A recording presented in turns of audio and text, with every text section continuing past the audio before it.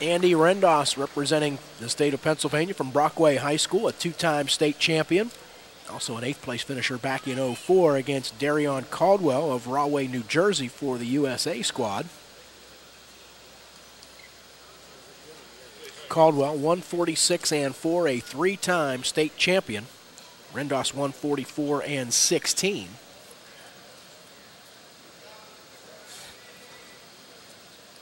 Before the match, Caldwell was out doing some warm-ups. Did a couple of handspring back flips and whatever, and got incredible height. He's a very, very gifted athlete. That certainly got everybody's attention in the crowd here.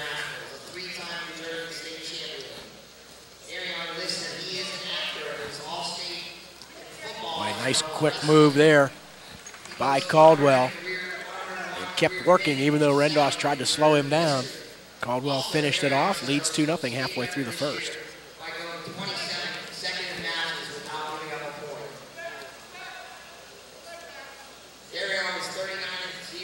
Caldwell has that explosiveness that you see from guys that end up wrestling at the Classic. He's just a very powerful, quick young man, and isn't afraid to throw it around a little bit. Rendos, though, has a pretty doggone good pedigree himself, so. Andy Rendos, on the other hand, Miss Bucknell University as the University of Jewel 10, working in major engineering. Caldwell going up high here, trying to lock a cradle in. And he's got it. Trouble for Rendos here. Caldwell headed to NC State, loses his cradle there, but gets 3 near fall points and leads 5-0. NC State has to be pretty happy with that recruit.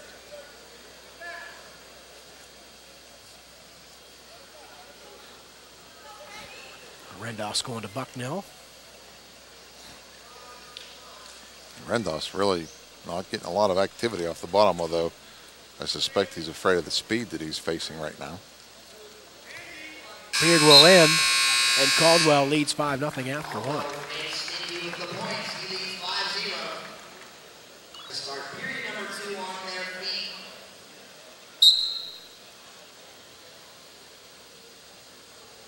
So here we go in the second with Darrion Caldwell of Rahway, New Jersey, leading 5-0 over Andy Rendos of Brockway, PA.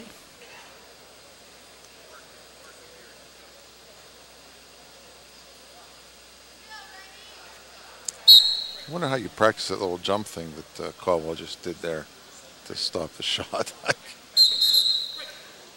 Caldwell cautioned here for a false start.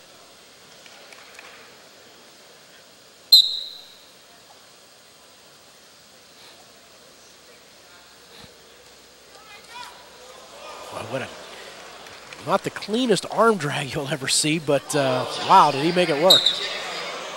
Potentially dangerous stops action there. 7-0 now for Caldwell of the USA. 1:25 to go second period. Then he just jumped right up and ran a bar over the top, but he ran it illegally, and the official stopped it. But Rendos suffered from that. You could see he was in discomfort coming up. Rendos to his feet. Caldwell just aggressive all the time, thinking cradle there, but Rendos free for one to make it 7-1. 1:10 left in the second.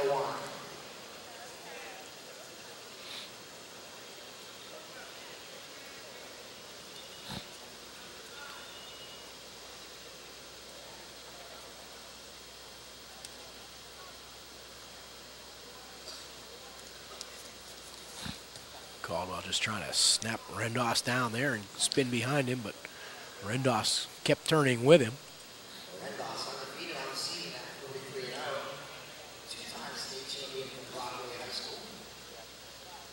35 seconds left second period. 7-1 for Darrion Caldwell. And he just seems to have an answer for everything that Rendos has thrown at him. Just as I say that, Rendos with as good an opportunity he's had to score other than the escape, Caldwell just runs right away from him.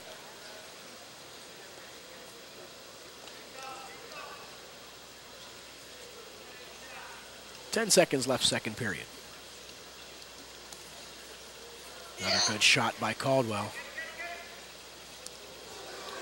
And now it's Rendos who works up and gets the late takedown to make it 7-3 after two. 2 points.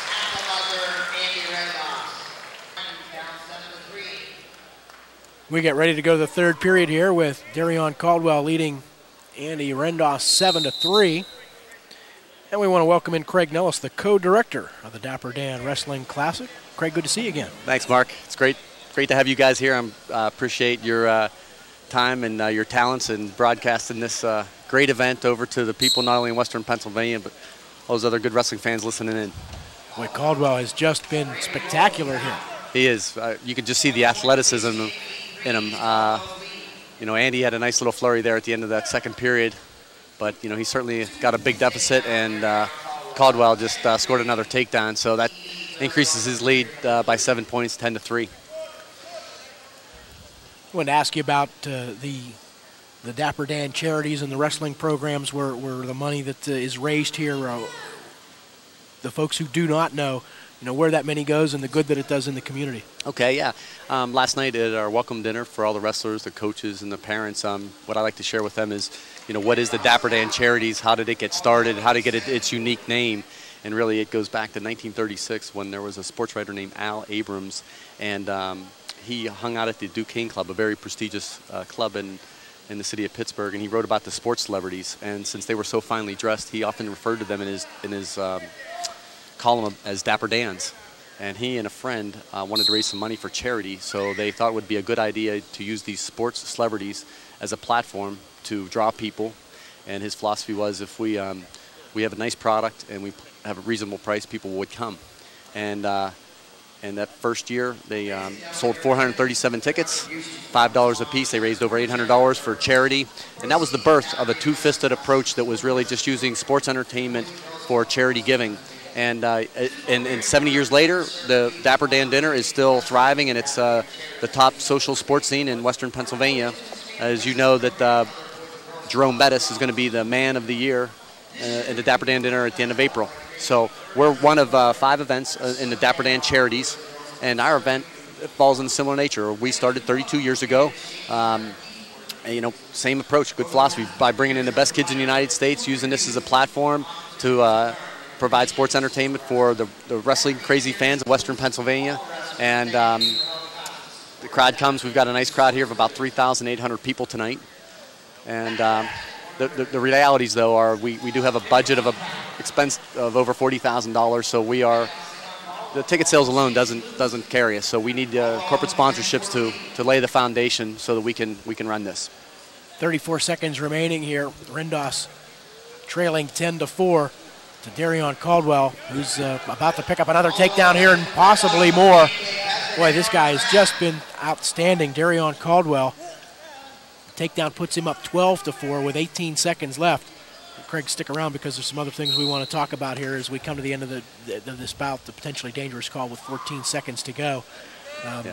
Caldwell had a nice headlock. If you know what happened was when Andy shot in and caught him on his knees, and boy, he cocked that left arm and he hit that headlock hard and really twisted Andy to the mat. So Andy did a good job. I was concerned there we'd give up a pin. Roll attempt there by Rendos late, but Caldwell, as he's done pretty much throughout the bout, has just stayed right with everything that Rendos has thrown at him. And we're going to get a major decision here for Darrion Caldwell, 12-4.